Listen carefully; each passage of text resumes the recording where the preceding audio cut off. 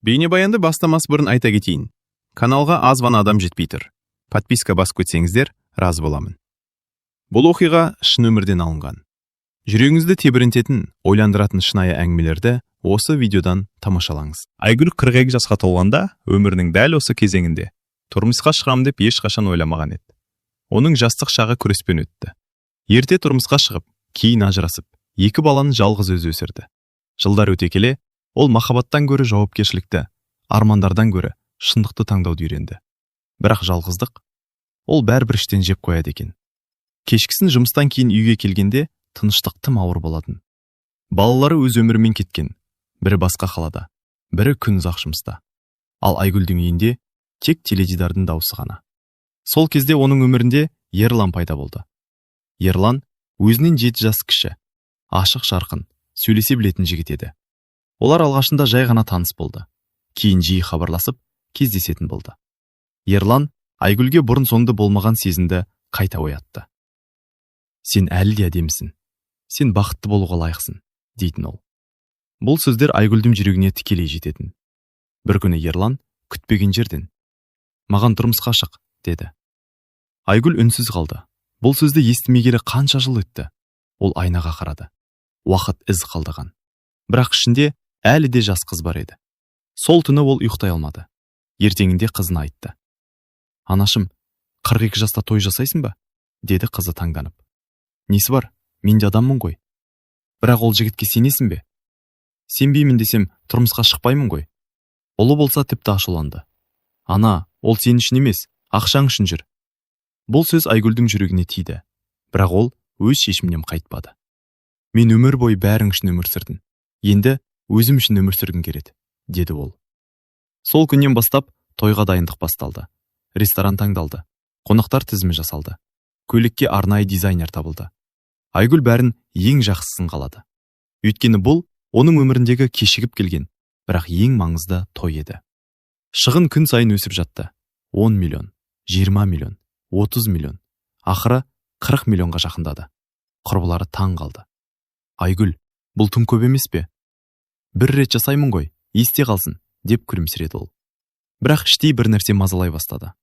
Ерлан соңғы кезде жиі жоғалып кететін болды. Кейде телефон көтермейді, кейде "достарымменмін" деп қысқа жауап береді. Бір күні Айгүл оған тосыннан бармақ болды. Ол айтқан мекенжайға келді. Бірақ Ерлан ол жерде жоқ еді. Көрші әйел: "Сіз кімсіз?" деп сұрады. "Мен Ерланды іздеп келбедім." Әйел біртүрлі қарап: "Ол мұнда сирек келеді, көбіне басқа жерде жүреді", деді. Айгүлдің жүрегі біртүрлі соқты.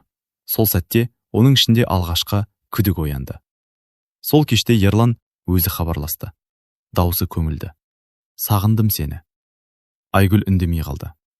"Қайда болдың бүгін?" деп жай ғана сұрады. Ерлан сәл кідіріп: "Жұмыстамын ғой, не болды?" деді. Айгүл терезеге қарап тұрды. Ол алғаш рет оның сөзіне толық сенбеді. Айгүл сол түннен кейін бұрынғыдай тыныш ұйықтай алмады. Ерланның "жұмыстамын" деген сөзі құлағында қайта-қайта жаңғырып тұрды. Бірақ ол барған жер мүлде жұмысқа ұқсамайтын.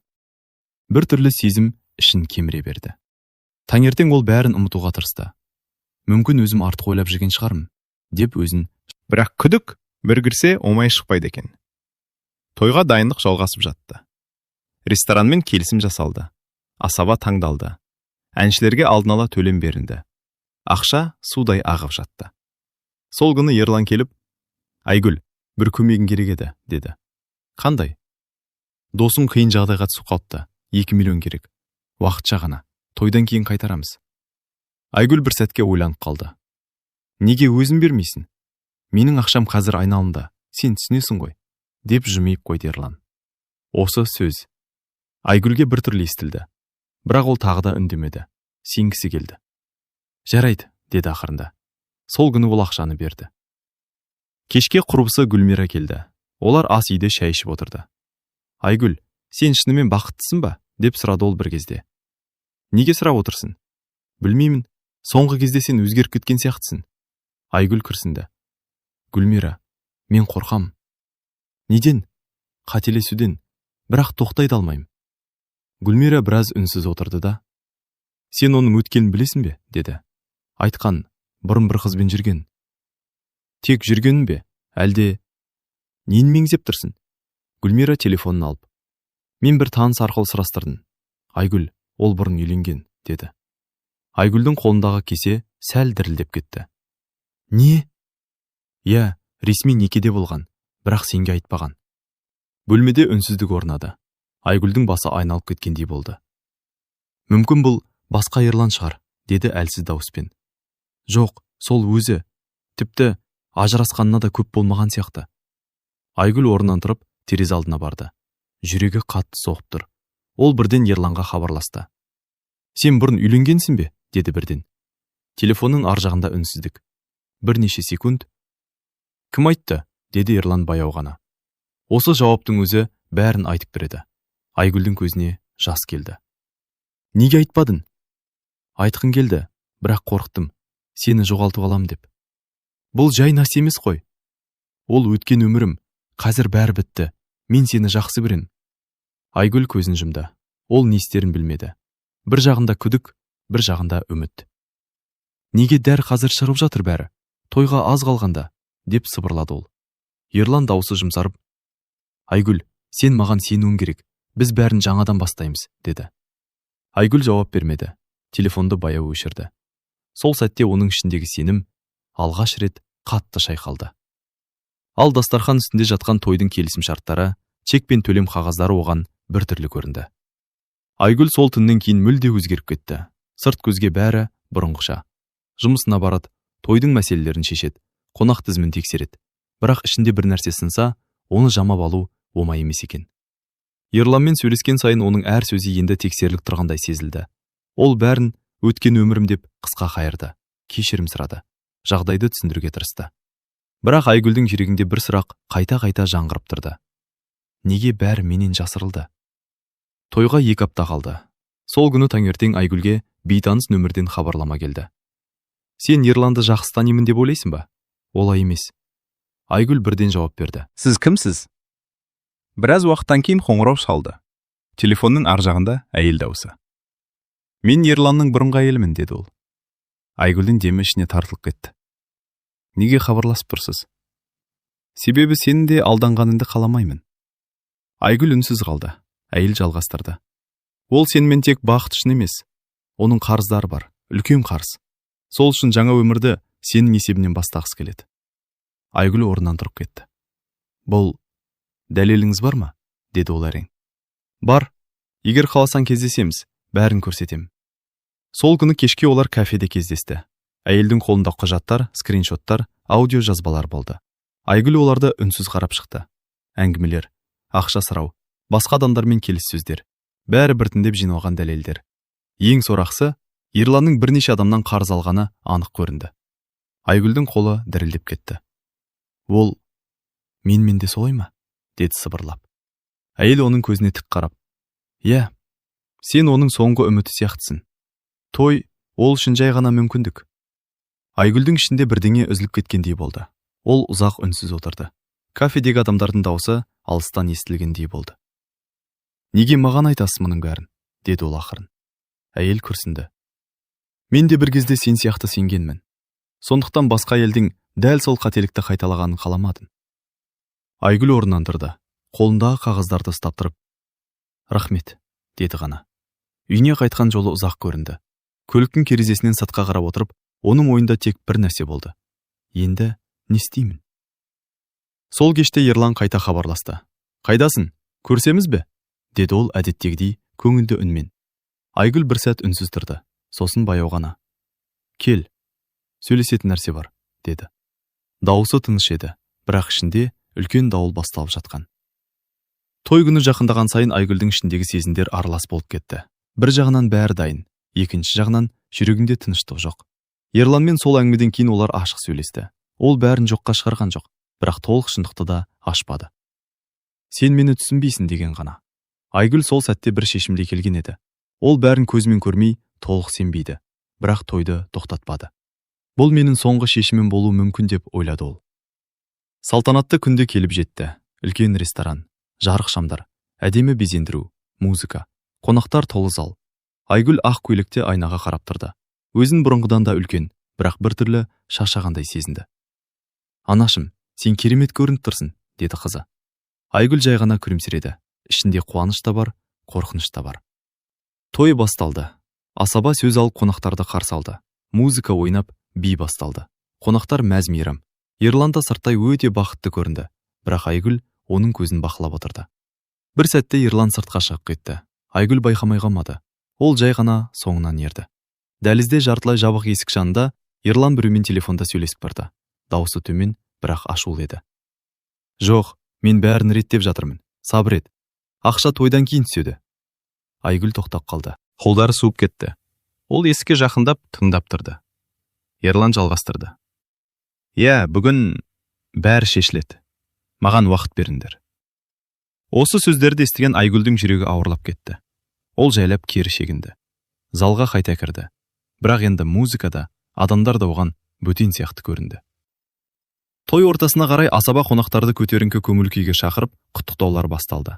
Сол кезде бірден телефон қоңырауы естілді. Ерлан қалтасына қолын салып, бірден сыртқа жүгіріп шықты. Айгүл қайтадан назар аударды. Бұл жолы ол күткен жоқ. Ол да сыртқа шықты. Дәлізде Ерлан тағы да біреумен сөйлесіп тұр екен. Бұл жолы даусы анық естілді. Ақша дайын. Ертең беремін дедің ғой. Түсінесіңдер ме? Мен үйленіп жатырмын. Айгүл есік алдында қатып қалды. Барлық күдігі бір сәтте шындыққа айналғандай болды. Ерлан телефонды қойып бұрылды. Айгүлді көріп, бір сәтке үнсіз қалды. Сен бәрін естідің бе? Деді ол бәсең дауыспен. Айгүл жауап бермеді. Көзінде жас тұрды, бірақ жыламауға тырысты. Бұл не, Ерлан? Деді ақырын ғана. Ерлан жақындады. Бұл сен ойлағандай емес. Онда қандай? Ерлан үндемеді. Айгүл оның көзіне қарап тұрып. Мен сен үшін не екеніңді айтшы, деді. Ерлан жауап бермеді. Сол үнсіздік бәрінен ауыр болды. Айгүл баяу артқа шегінді. Оның ішінде бір нәрсе анық болды. Бұл той қуаныш емес. Бұл оның өміріндегі ең ауыр шындықтың басталуы. Той аяқталған жоқ, бірақ Айгүл үшін ол әлде қашан бітті. Сырттай бәрі жалғасып жатты. Қонақтар күліп, музыка ойнап, асаба көңілді сөздер айтып тұр. Ал Айгүлдің ішінде бір әлем үнсіз құлаған еді. Ерлан қайта залға кіргенде, оның бетінде ештеңе болмағандай кейіп бар еді. Ол қонақтармен сөйлесіп, күлімсіреп жүрді. Бірақ Айгүл оны енді бұрынғыдай көре алмады. Ол тек бір нәрсені түсінді. Ерлан бұл тойды өмірдің бастамасы емес, өз мәселелерін шешудің мүмкіндігі ретінде қарастырған. Тойдан кейінгі күн тіпті ауыр басталды. Түн жарымда қонақтар тарап, Айгүл үйіне шаршап келді. Бірақ ұйқы келмеді. Ерлан сол түн-ақ әдеттен тыс салқын болды. Ертең сөйлесеміз, деді ол қысқа ғана. Айгүл оның даусынан бәрі өзгергенін сезді. Келесі күні таңертең Ерлан күтпеген жерден тікелей мәселеге көшті. Айгүл, маған ақша керек, деді ол. Айгүл бір сәт үнсіз қалды. Қандай ақша? Қарыздарымды жабуым керек. Бәрі қиын. Кеше айттың ғой. Ол бұрынғыдай емес, ашық талап етіп тұрғандай болды. Тойға дейін де көмектестің. Енді тағы ма? Деді Айгүл сабырмен. Ерлан күрсінді. Бұл уақытша ғана. Мен бәрін қайтарамын. Айгүл оның көзіне қарады. Бұл жолы сенім емес, салқын есеп бар еді. Қанша керек? 10 миллион. Айгүл бір сәтке тіпті күліп жібергендей болды. Бірақ бұл күлкі қуаныштан емес еді. Сен мені не деп ойлайсың? Деді ол ақырын. Ерлан жақындап. Мен сені сүйемін. Сен маған көмектесесің деп сенемін. Осы сөз Айгүл үшін соңғы шек болды. Сол күні кешке Айгүл банктегі есеп шоттарын тексере бастады. Тойға кеткен шығындар, ресторан, көйлек, ұйымдастыру, қонақтар, бәрі қосқанда шамамен 40 миллион теңге. Жинаған қаражаты көз алдында азайып кеткендей көрінді. Ол тек отырды да ұзақ үнсіз қалды. Келесі күндері Ерлан жиілеп алыстай бастады. Үйге сирек келді. Телефонды кеш көтерді. Кейде мүлде жауап бермейтін болды. Бір күні Айгүл оны қала ортасынан көріп қалды. Ол жалғыз емес еді. Жанында басқа бір әйел болды. Олар еркін сөйлесіп, бірге жүргендей көрінді. Айгүл көліктің ішінде отырып, бәрін үнсіз бақылап тұрды. Жүрегі ауырды. Бірақ бұл жолы ол жыламады. Ол тек түсінді. Оның таңдауы дұрыс болмаған. Сол кеште Ерлан үйге кеш келді. Айгүл есік алдында оны күтпей отырды. Біз сөйлесуіміз керек, деді ол сабырмен. Ерлан шаршап тұрғандай көрінді. Тағы не болды? Айгүл оған қарап, бүгін сені көрдім. Ерлан бірден өзгеріп кетті. Қайда? Басқа елмен. Бөлмеде ауыр үнсіздік орнады. Ерлан үндемей қалды. Айгүл баяу орнынан тұрды.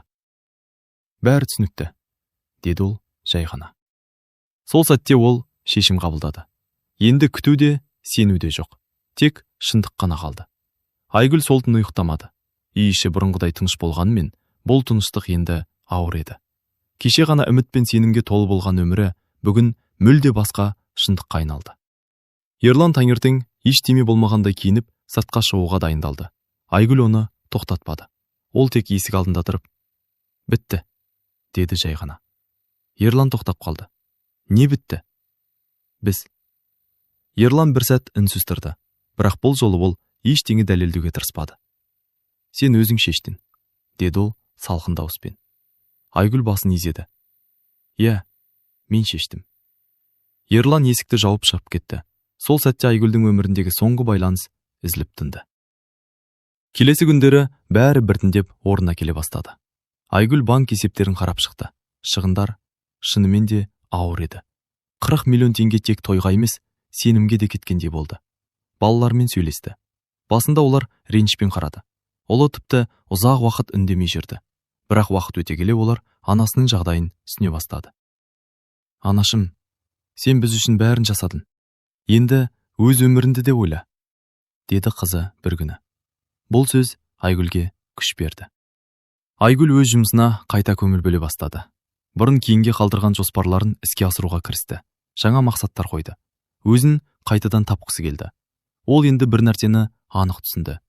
Сыртқы сән салтанат бақыттың кепілі емес. Бір кеште ол жалғыз отырып, сол күндерді ой елегінен өткізді. Той, қонақтар, музыка, бәрі сәт көзге әдемі көрінгенімен, ішкі шындық мүлде басқа болған. Ол өз-өзіне сыбырлады. Мен бақытсыз дедім, бірақ асықтым. Көзіне жас келді. Бірақ бұл жолы ол өкініштің ғана жасы емес еді. Бұл қабылдаудың жасы.